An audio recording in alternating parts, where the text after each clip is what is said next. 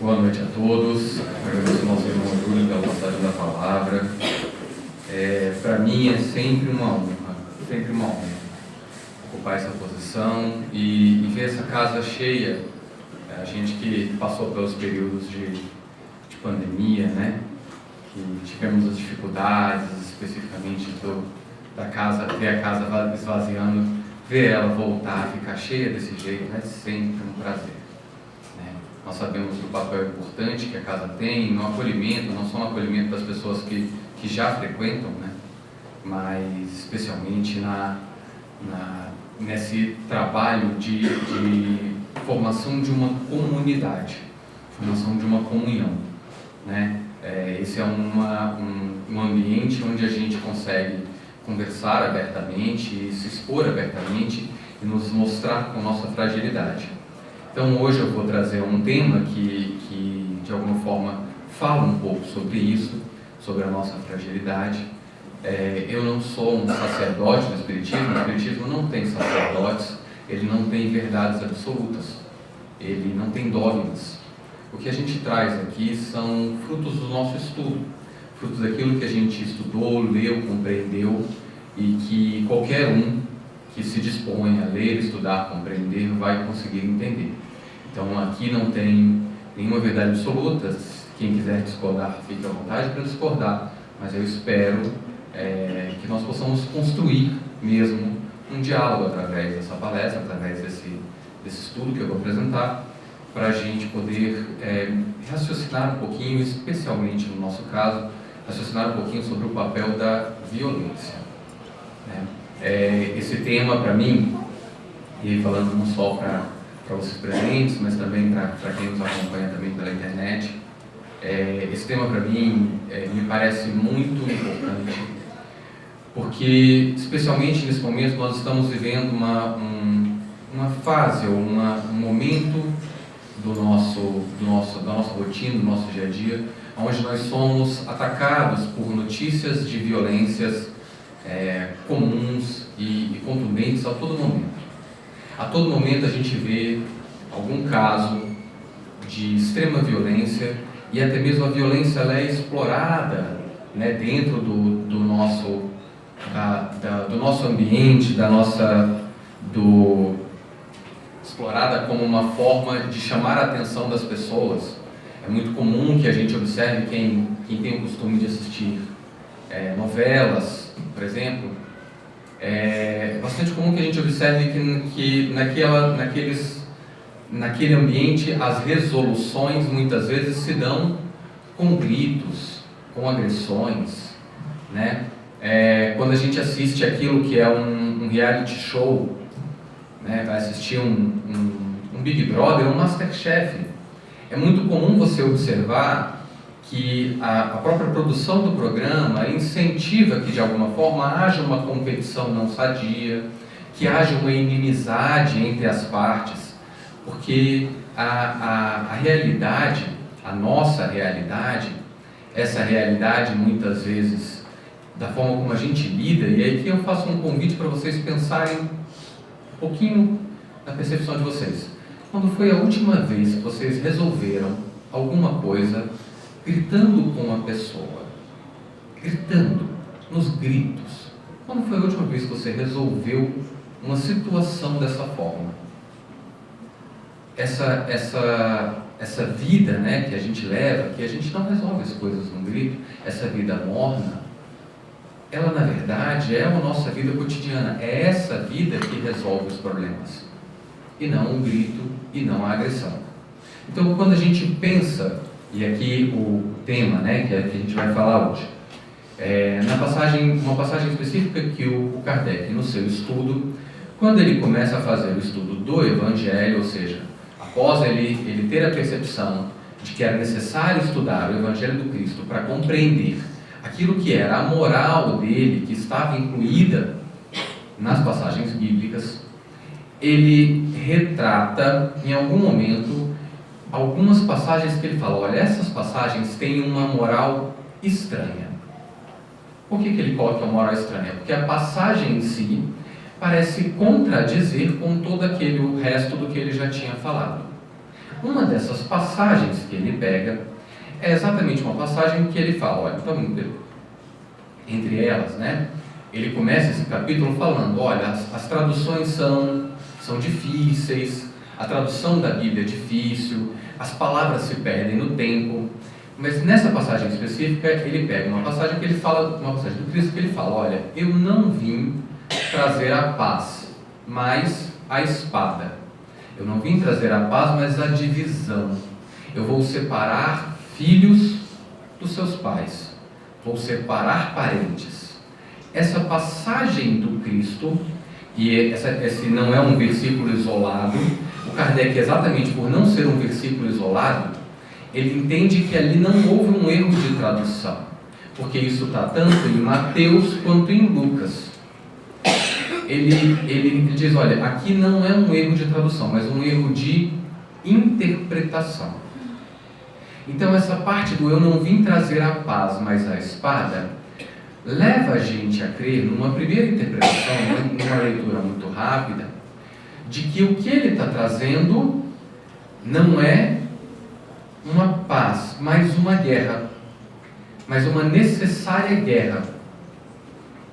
E a princípio Kardec coloca e fala, olha, mas isso é um pensamento que contradiz tudo aquilo que o Cristo fala em diversas outras passagens, em diversos outros momentos. Qual que é a interpretação, então, que a gente tem que compreender nesse caso?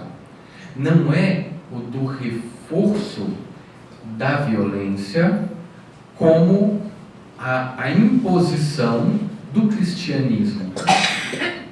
Mas Kardec entende que o Cristo está falando das dificuldades que uma ideia tão progressiva e tão renovadora quanto a ideia que o Cristo está trazendo vai encontrar para se estabelecer. Então ele fala, olha, vai ser natural que quando eu trouxer a ideia do amor e a fala do amor, as pessoas vão combater com unhas e dentes, com sangue, os pensamentos delas, as concepções dela, antes de aceitar essa verdade absoluta de que o amor é quem resolve a situação. E essa compreensão se mostrou muito verdadeira, né? Essa percepção de que a princípio uma ideia progressiva, uma ideia muito progressista, demora a se instituir e as pessoas lutam contra elas. Em relação à ideia da violência, a gente vê diversas passagens, não só na passagem bíblica, mas também, especialmente também, nas passagens do Evangelho segundo o Espiritismo e do Livro dos Espíritos. Aqui, quando nosso irmão fez o Evangelho, a passagem que ele escolheu foi muito apropriada. Qual foi a imagem que o Cristo usou para corresponder àquele que vai ser salvo, aquele que é o modelo? Ele usa uma imagem de uma criança. Isso contrapõe aquilo que a gente tem enraizado na gente. Hoje em dia, quando a gente pensa, quando a gente se coloca, vamos colocar aqui um homem de bem, um homem que é aquele homem que é o nosso modelo. A gente pensa em geral num homem forte, muito combativo. Imagens que são assim, uma pessoa que consegue proteger não só não só ele mesmo, mas também as pessoas à sua volta. Tudo isso parece para a gente uma ideia, um ideal de uma pessoa que deve ser protegida. Uma pessoa que nos traz como modelo. Quando a gente pensa no herói, é muito mais fácil a gente pensar no herói como o físico do Arnold Schwarzenegger, né? O físico de uma pessoa forte e uma pessoa que enfrenta os outros em movimentos de ação muito rápido, do que a gente pensar numa pessoa com o físico do Einstein, uma pessoa com um físico mirrado, mas que consegue, através do seu pensamento, trazer benefícios para várias pessoas. A gente tem como herói, quem é o herói? É aquele com a espada na mão, é aquele que luta. Essa pessoa está muito mais presente do que a figura do sábio da aldeia, na nossa mentalidade. O sábio da aldeia, aquele que de fato protegeu as pessoas à volta dele, não é a nossa figura de herói, não é a nossa figura de modelo.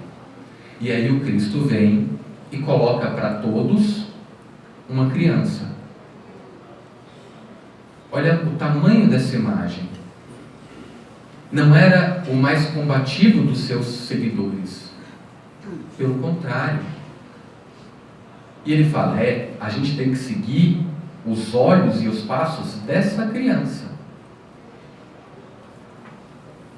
A passagem continua, e ele fala que, olha, palavras que são muito, muito sábias, como servir.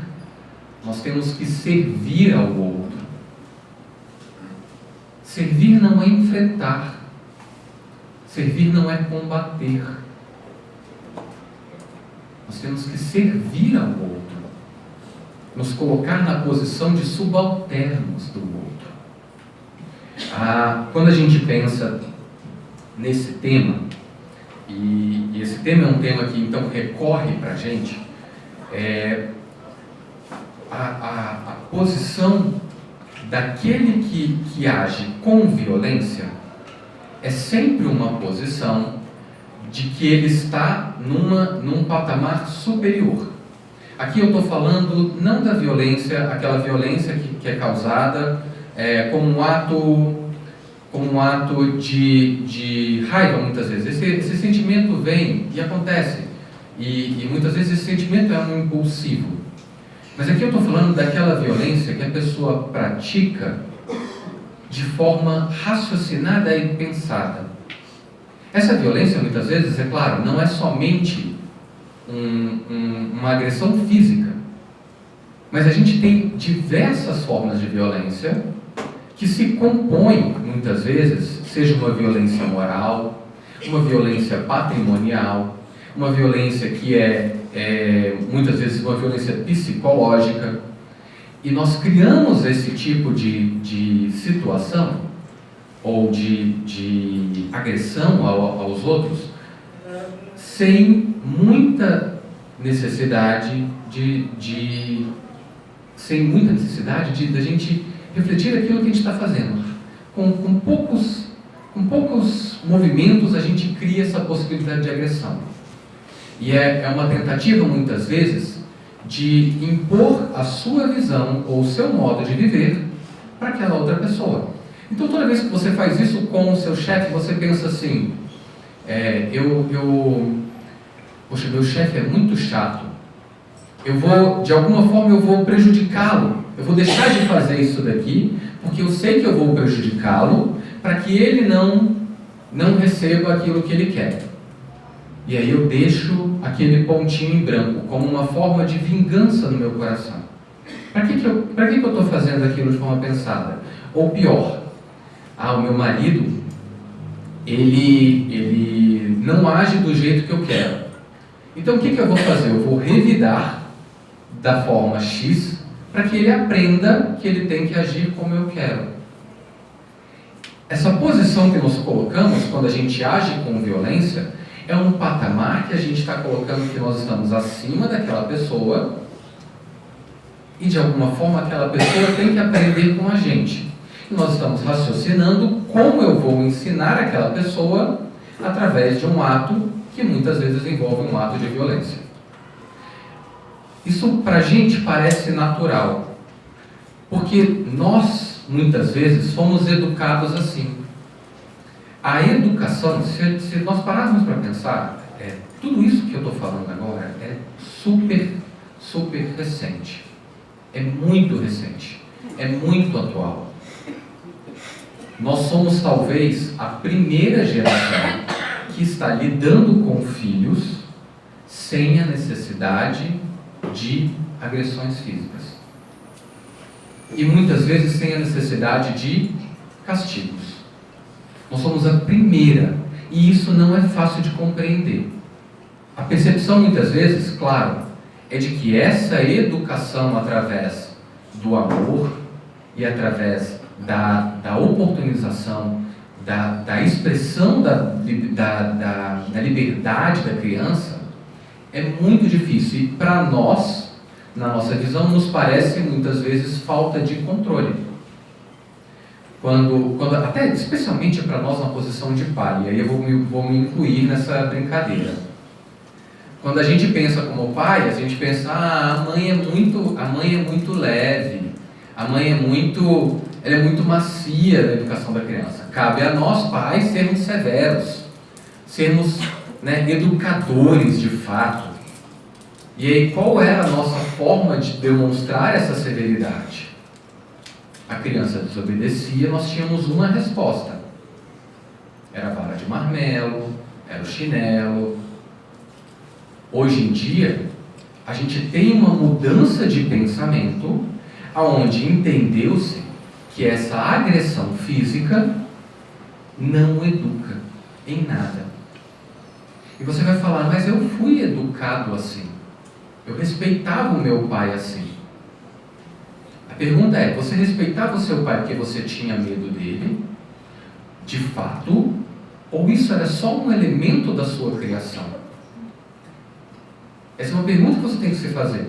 Você simplesmente tinha esse elemento a mais, mas você, de alguma forma, pelo amor que você tem, você respeitaria ele independente. Para nós, assim, claro, muitas vezes, esses atos de agressão, especialmente a agressão paterna, que vem misturado com uma relação de amor, ele se mistura. Porque uma hora ele te bate, outra hora ele te abraça. E aquilo se mistura para a gente, confunde na cabeça, não só da criança, mas também na nossa cabeça até hoje, essa percepção de que o que é de fato uma relação de amor, e a gente fica com aquela percepção de que aquilo foi de fato uma educação efetiva. Na verdade, muito provavelmente você seria educado sem essas palmadas, simplesmente pela relação de amor. Se você tirasse todas essas palmadas que você recebeu, ainda assim você continuaria sendo essa mesma pessoa e não teria as mesmas concepções que aquelas palmadas você achou que as te colocaram naquela posição. Quando a gente conseguiu compreender isso é um pensamento que não tem 50 anos. Esse pensamento de que a educação é feita não através da agressão, não através da violência, mas através da compreensão, através do amor, é aquilo que o Cristo quer falar em todos os momentos, de que o amor é quem educa, o amor é quem ensina. A violência em si, e um dos motivos pelo qual os motivos que assim, me fez pensar bastante nesse tema, há algum tempo atrás, eu tive a oportunidade de assistir, quem tiver a oportunidade de assistir, uma série na Netflix que chama Adolescência. Essa série, ela retrata a história de um menino, e por coincidência aconteceu um caso bem similar. É um menino de 13 anos e ele comete um crime e assassina uma garota. E é muito comum nessas séries e filmes que durante o ato de violência você acompanhe a visão da vítima e tudo aquilo e todo o dano que a violência causa na vítima, tudo aquilo como a violência corrói a relação da vítima. Então a gente é comum a gente pensar isso. A gente pensa num crime bárbaro nosso, pensa num crime da Daniela Pérez, que é um crime dos anos 80, para a gente não inflamar nada, né? Não inflamar paixões, nem opiniões. Crime dos anos 80, Daniela Pérez. A gente acompanhou muito como aquela família foi desestruturada e como aquela família, a busca por justiça daquela família, como aquela família, a agressão àquela família, aquela única pessoa da família, atingiu uma família inteira. No caso desse filme, especificamente, ele acompanha a família do agressor. Então você tem a oportunidade de ver como a violência causada por aquele jovem também agride a própria família dele. Agride também a estrutura familiar. Porque aquela família se vê logo em seguida, lidando com a relação que eles têm com o filho e como eles vão acreditar que o filho cometeu um crime bárbaro. Como eles vão acreditar que o filho que foi criado, então aquele filho que nasce da entranha, que é criado pelos pais, que é cuidado e se perde em algum momento, em alguma percepção, enfim, o filme ele tenta colocar os seus culpados, mas como aquilo agride também a visão do agressor, o núcleo do agressor. A violência, ela envolve todos os núcleos que estão à nossa volta. Todos os núcleos. Não é assim, a gente pensa que isso, de alguma forma, resolve. Nos parece razoável que nós precisamos aplicar corretivos ou agir com violência para reagir àquela violência que nos é feita. Quando, na verdade, a cada movimento de violência que a gente cria, perturba o nosso ambiente e a nossa casa a um ponto que aquela violência se espalha e nos agride. Tem uma pequena historinha, uma pequena parábolazinha de palestrante, que é bastante comum, que fala de um menino que todo dia ia para a escola e sofria bullying, né? Sofria aquelas brincadeiras, e ele ficava morrendo de raiva e falava assim: eu quero me vingar de alguma forma. E aí a mãe dele brinca e fala assim: olha, vamos fazer o seguinte, aí ele pegou um saco de carvão e estendeu um lençol bem branquinho no fundo do quintal e falou: você vai jogar esse carvão como se você estivesse expressando sua raiva, querendo acertar o carvão, tá? Eu quero que você faça isso até você sentir que a sua raiva foi embora, né? E aí ele faz isso, ele agride aquele lençol com aqueles pedaços de carvão assim, até ele sentir que toda a raiva dele foi embora.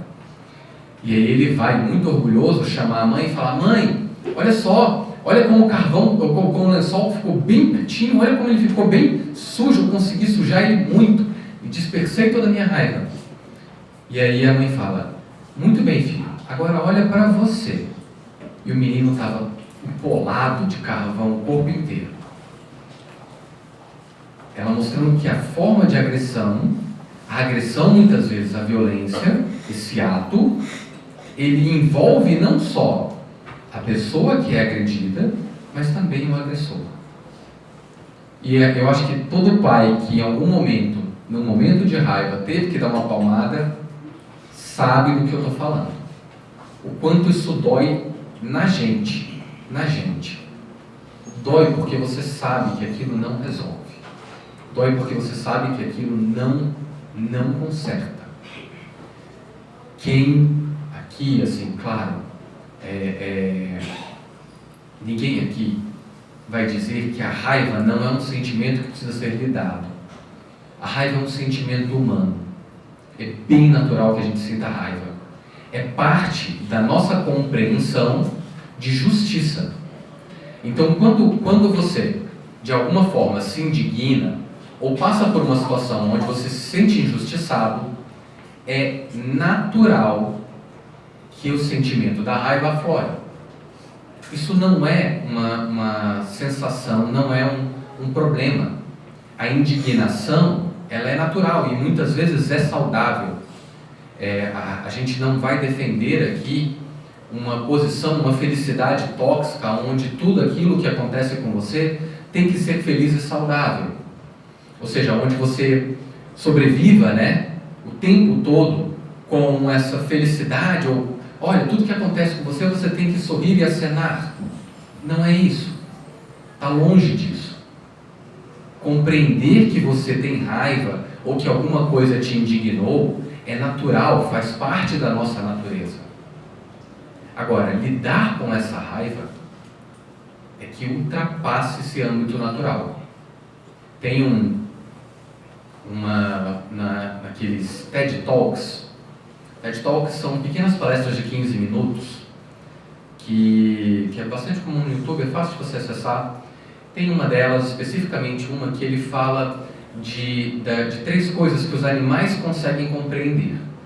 Então, uma delas ele coloca, são 3 pilares. Ele fala, olha, os animais conseguem compreender justiça. Os animais conseguem compreender justiça. E aí o experimento que ele faz um experimento que é um barato. Ele tem vídeos desse experimento. Ele entrega para pequenos macaquinhos uma tarefa. E na tarefa, o macaquinho recebe um alimento. Quando um dos macaquinhos, ele faz a tarefa, que é entregar uma pedra, e ele recebe um pedaço de melancia. O outro macaquinho recebe uma uva. E aí aquele macaquinho que vê o outro macaquinho recebendo a uva pela mesma tarefa, fica indignado. E aí quando ele repete, ele pede para entregar a pedra de novo. O macaco entrega a pedra, ele vai e entrega a melancia. O macaco olha a melancia e fala assim, eu não quero isso aqui não. Ele fica indignado. E a cena é muito bonita, assim, porque você vê realmente o macaco indignado, ele testa a pedra para ver se ele está fazendo o trabalho certo. E essa percepção de que, olha, eu não estou... há uma injustiça acontecendo comigo, ela é natural. Isso está no próprio, no Evangelho segundo o Espiritismo, os Espíritos respondem exatamente isso. Eles falam, olha, a sensação de justiça, ela está na consciência e ela é natural. Agora, o ato de amor, esse ato que transforma essa injustiça em um ato de fato, esse amor que compreende e coloca isso em caridade, isso tem que ser um ato humano. E essa é uma das perguntas mais importantes do Livro dos Espíritos, porque a gente escuta muito assim, pelo que eu entendi, não é a primeira vez de ninguém aqui. Ninguém está vindo pela primeira vez, né? Quando no início nosso irmão Júlio perguntou, ninguém está vindo pela primeira vez. Todos nós escutamos muito, fora da caridade não há salvação. A caridade é uma máxima do Espiritismo. Mas o que é caridade? O que é caridade? O que define caridade? Essa pergunta é exatamente a pergunta do Kardec, no 880 do Livro dos Espíritos. E nesse específico, 886, perdão, e ele responde com uma frasezinha muito curta, e tem uma ideia no Espiritismo de que as respostas curtas do Livro dos Espíritos são as mais importantes. Essa é uma frase. Ele fala: benevolência para com todos, indulgência para com o próximo e o perdão das ofensas. Benevolência para com todos, indulgência para com o próximo e o perdão das ofensas. A complexidade dessa frase, para a gente é muito interessante. Primeiro, benevolência para com todos. Benevolência, essa ideia de que eu quero o bem para a humanidade.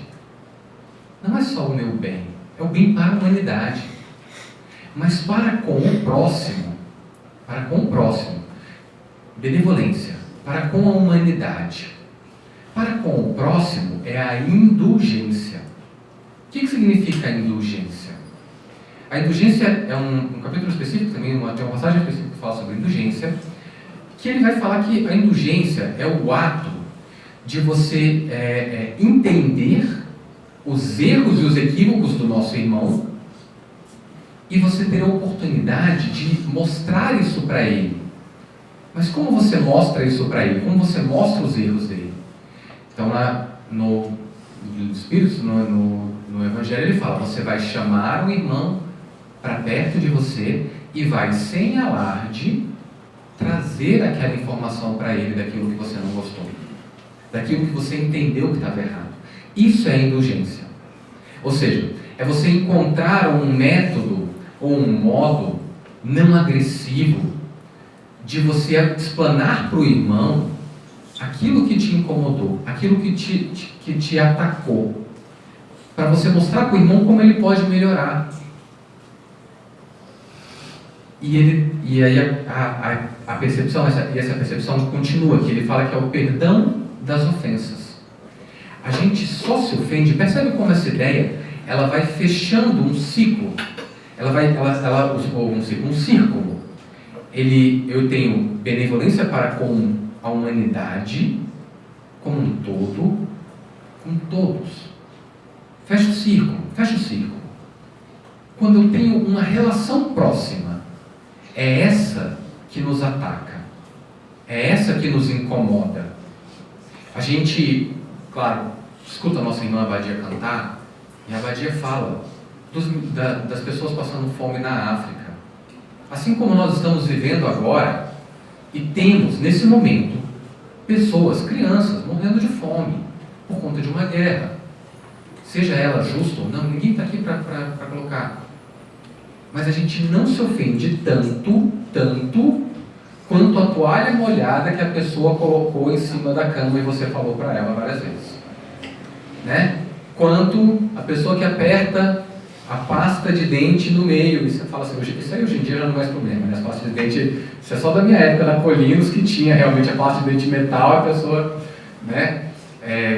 Ou seja, o que te ofende mais, o que te ataca mais, são as relações próximas, são aquelas que você pode mudar, são aquelas a que você tem o direito de interferir. E aí ele coloca, a caridade está na sua interferência não hostil, não violenta. É essa interferência que você deve ter. Não é você ir até o irmão sem alarde, não é você ofendê-lo publicamente, não é você jogar isso na internet para falar do seu irmão. É você, de forma indulgente, levar até o conhecimento do seu irmão que aquela atitude dele está errada.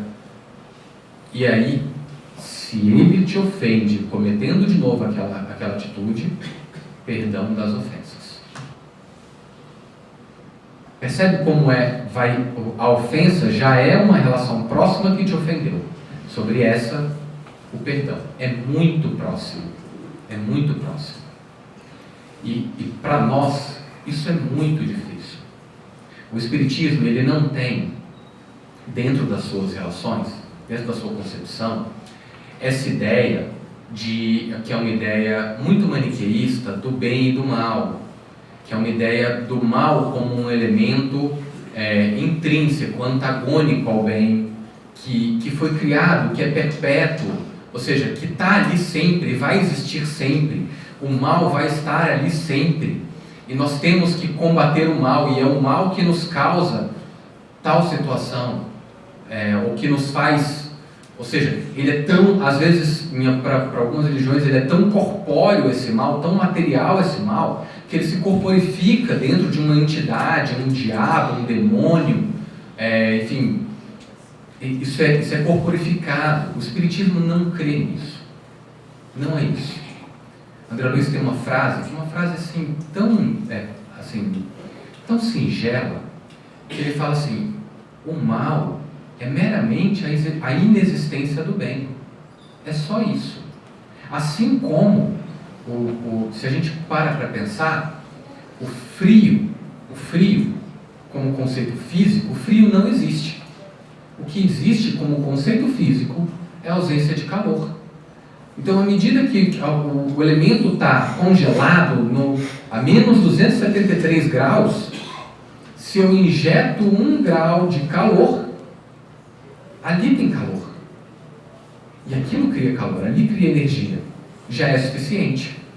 O mal é a mesma coisa. Ele é um estado passageiro. Ele é um estado onde nós nos encontramos. Ainda nos encontramos muito impregnados nesse mal. Muito impregnados. Mas ele é um estado passageiro. À medida que o bem vai entrando, à medida que o bem vai transformando aquele grau Celsius pequenininho, devagar, e vai aquecendo, o bem é quem vai dominar. A pergunta, que nós nos fazemos, olha, mas por que o mal chama tanta atenção? Por que nós ainda estamos envoltos em mal? Kardec também fez essa pergunta. E a resposta dele é muito clara. Porque o bem ainda é tímido. Quando o bem começar a impregnar e estar mais presente, o bem se sobrepõe ao mal. Não tem mal. O mal não existe. E aí essa percepção nossa do Espiritismo, ela ao mesmo tempo, ela é simples, mas ela é complicada. Porque ela vai fazer entender que algumas dessas nossas situações que nós estamos vivendo hoje, elas não vão mudar, nem se você for violento com elas. A violência sempre vai parecer uma resposta rápida, mas ela é tão rápida que ela é uma resposta errada. O André Luiz fala, num dos livros dele, que ele fala assim, olha, às vezes você tem 1 segundo para você atirar uma arma e reencarnações sucessivas para resgatar aquele tiro. Se você parasse e pensasse um pouquinho no que você está fazendo, aquilo não teria, claro, uma situação de prosseguimento. A gente vai avançando e nessa situação toda de estudar sobre violência, né, de pensar sobre violência, é muito comum que a gente pense também e fale assim, olha, mas ok, eu compreendo que a violência não educa, mas eu tenho que conviver com violência. Será que eu não posso nem retribuir? Será que eu não posso nem revidar? Será que eu não posso me defender? Pode se defender. Pode se defender. É isso. Nós estamos num mundo onde ainda às vezes é necessário isso, e você tem o seu princípio de conservação, você deve se defender. Mas até a justiça humana já compreendeu que essa defesa tem que ser proporcional ao que está sendo atacado. Então, aqui, é claro, por que eu estou colocando essa partezinha no final? Porque muitas vezes esse diálogo, né, essa conversa que a gente tem, ou até mesmo esse discurso da não violência, faz com que as pessoas se acreditem que elas têm que ser resilientes e aguentar tudo. E aguentar muitas vezes, e aí você está num casamento, e você no casamento você apanha, e você tem que aguentar.